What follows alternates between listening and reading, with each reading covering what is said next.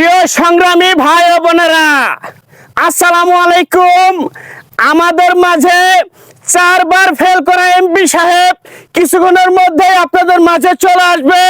আপনারা আশেপাশে ঘোরাফেরা না করে আপনারা অতি তাড়াতাড়ি আমাদের মঞ্চে চলে আসুন। আমাদের মাঝে কিছুক্ষণের মধ্যে চলে আসবেন এমপি সাহেব। আপনারা সবাই তার গুরুত্বপূর্ণ বক্তব্য শুনবেন। সবাই দ্রুত চলে আসেন আমাদের মঞ্চে। আমাদের 4 বার ফেল করা এমপি সাহেব আজকে আপনাদের মাঝে কথা বলবেন। স্যার আছেন, আপনাদের মাঝে বক্তব্য দেবেন। সবাই ধৈর্য সহকারে শুনুন। আসসালামু আলাইকুম। আপনারা কেমন আছেন? আশা করি ভালো আছেন। আপনারা চুপচাপ বসে পড়ছেন, এতে আমি অনেক খুশি হয়েছি। আপনারা ধৈর্য সহকারে আমার মূল্যবান কথাগুলো শুনে যাবেন। ভাইয়েরা আমার, আপনারা জানেন আমি 4 বার এমপিতে দাঁড়ানোর পরও করার পরও আপনারা আমাকে 4 বার ভোট দেওয়ার পরও আমি গদিতে বসতে পারি নাই, কারণ আমাকে ওটা কোয়া যাবো না। 4 বার যে ফেল করছেন এটা কোয়া যাবো না, তাহলে আর ভোট দিব না। ভোট দিব, সমস্যা নাই।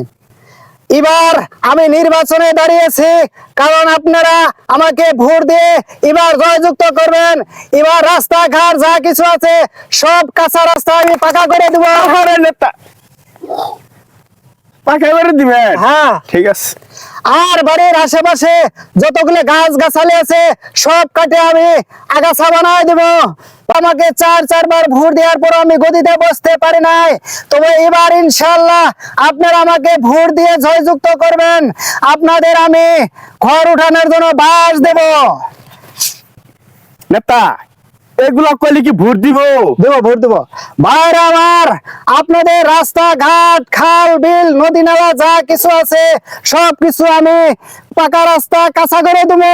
খাল বিল বেঁচে নেতা পাকা রাস্তা কম আরো ভালো করে আমরা পাকা করে দিব। কাঁচা করে দিলে ভোট দিব? কাঁচা রাস্তা পাকা করে দেব। সবাই আমাকে ভোট দিয়ে জয়যুক্ত করবেন। ভাইরা আমার, আপনারা জানেন অনেক দুঃখের বিষয়, 4 বার আমি পাস করে গদিতে বসতে পারি নাই, কারণ এরা 2 নম্বরই করে আমাকে ফেল করে দেওয়া হয়েছে পৌরসভায় নিয়ে যায়।